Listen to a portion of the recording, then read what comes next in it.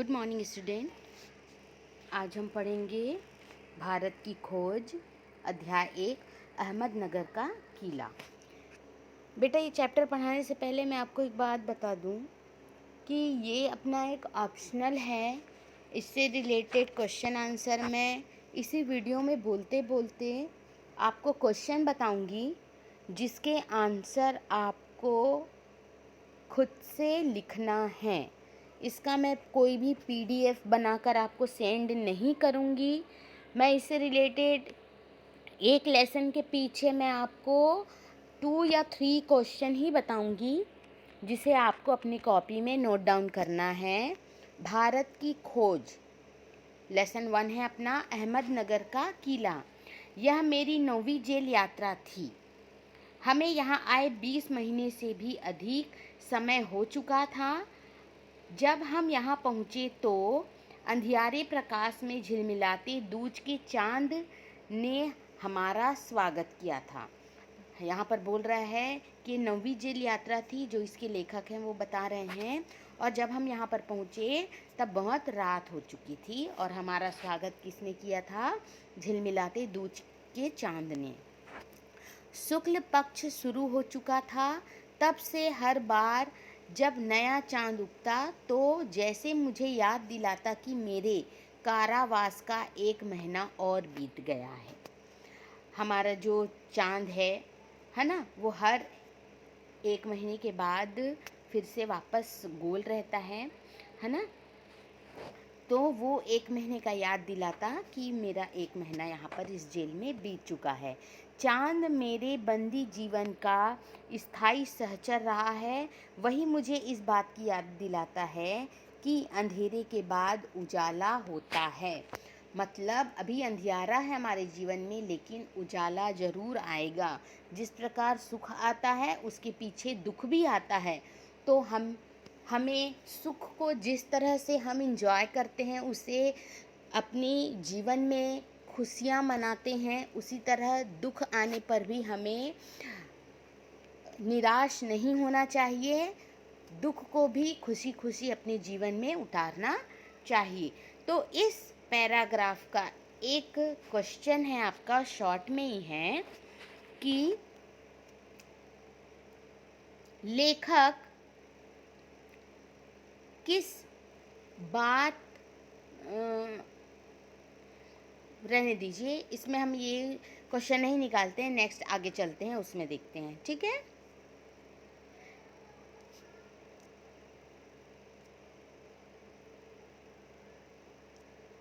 ये देखिए, यही है जेल, अहमदनगर का किला, यही है। ठीक है। जवाहरलाल नेहरू को रखा गया था यहाँ पर। कौन से सन में? ये नीचे दिया हुआ है, देखिए, 1942 से 45 में। ठीक। अब आता है आपका अतीत का भार। दूसरी जेलों की तरह यहाँ अहमदनगर के किले में भी मैंने बागवानी करना शुरू कर दिया था। यहाँ पर एक क्वेश्चन आपका बनता है, जवाहरलाल नेहरू को किस सन में अहमदनगर के किले में रखा गया था? क्वेश्चन एक बार फिर से मैं रिपीट कर रही हूँ, ध्यान से सुनिएगा। जवाहरलाल नेहरू किस सन में अहमदनगर के किले में कारावास काटा था? आप इस क्वेश्चन को मॉडिफाई करके अपने हिसाब से बना के लिख सकते हैं। ठीक है। मैं रोज कई घंटे तपती धूप में भी फूलों के लिए क्यारियां बनाने में बिताने लगा। मिट्टी बहुत खराब थी, पथरीली और पुराने मलबे और अवशेषों से भरी हुई। मिट्टी क्या थी? बहुत ही खराब थी। चूँकि यह इतिहास स्थल है, इसलिए अतीत में इसने कई युद्ध और राजमहलों की दुर्भिन्न संधियाँ देखी। मतलब बहुत युद्ध देखे हैं और यहाँ पर महलों को टूटते हुए देखा गया है। यहाँ का इतिहास बहुत पुराना नहीं है। घटनाओं की दृष्टि से इसकी कोई विशेष अहमियत भी नहीं है, पर इससे जुड़ी एक घटना आज भी मैं याद आज भी याद की जाती है। यह घटना है, किसकी ये घटना, सुनते रहिए, इसी से आपका एक क्वेश्चन बनेगा। चांद बीबी नाम की एक सुंदर महिला के साहस की कहानी, जिसने इस किले की रक्षा के लिए अकबर की शाही सेना के विरुद्ध हाथ में तलवार उठाकर अपनी सेना का नेतृत्व किया, पर अंत में उसकी हत्या उसके अपने ही एक आदमी के हाथों हुई। तो यहाँ पर आपका एक क्वेश्चन बनता है, इस किले की कौन सी घटना थी? ठीक है, इस किले की कौन सी घटना थी? तो आप यहाँ से लिखेंगे कि यह घटना है चांद बीबी नामक एक सुंदर महिला के साहस की कहानी थी। यहाँ से आप नीचे पैराग्राफ तक आप लिखेंगे।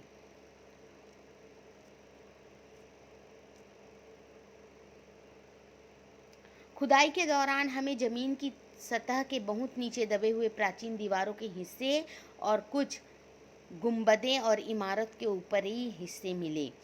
हम बहुत दूर नहीं जा सके क्योंकि न तो अधिकारियों से इसकी मंजूरी मिली और न ही हमारे पास इस काम को जारी रखने के साधन थे। अब मैंने कुदाल छोड़कर हाथ में कलम उठा ली, पर मैं जब तक आज़ादी नहीं हो जाता और कर्म के माध्यम से वर्तमान को अपने अनुभव का हिस्सा नहीं बना लेता, मैं उसके बारे में नहीं लिख सकता। न ही पैगंबर की भूमिका इख्तियार कर मैं फ़िलहाल भविष्य के बारे में लिख सकता हूँ। बचा रहता है अतीत, पर मैं उसके बारे में भी किसी इतिहासकार या विद्वान की तरह विद्वतापूर्ण शैली में नहीं लिख सकता। मैं पहले ही की तरह अपने आज के विचारों को क्रियाकलापों के संबंध में स्थापित करके ही उसके बारे में कुछ लिख सकता हूँ।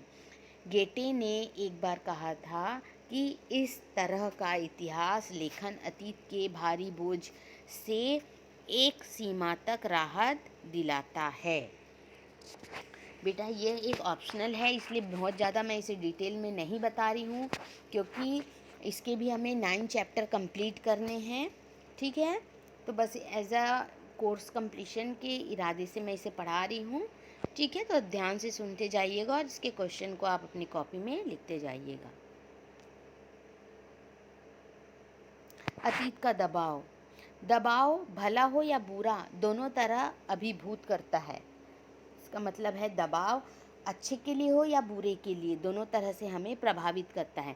कभी कभी यह दबाव दम घोंटू होता है, खास तौर पर उन लोगों के लिए जिनकी जड़ें बहुत पुरानी सभ्यताओं में होती है, मसलन भारत और चीन की सभ्यता।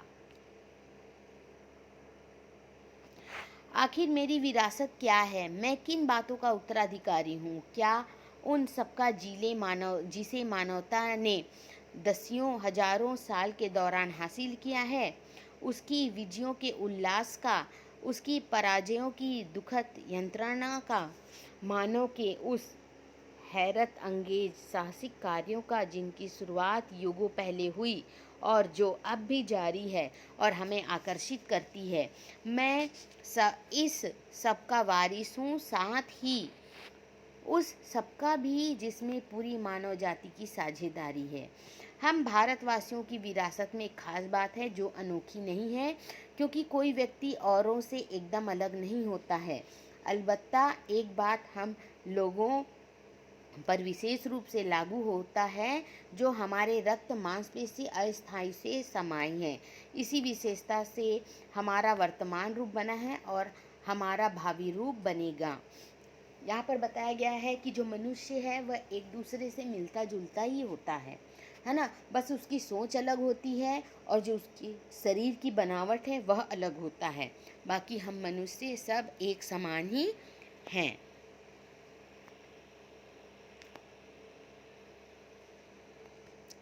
इसी विशिष्ट विरासत का विचार और वर्तमान पर इसे लागू करने की बात एक लंबे अरसे से मेरे मन में घर किए है। मैं इसी के बारे में लिखना चाहता हूँ।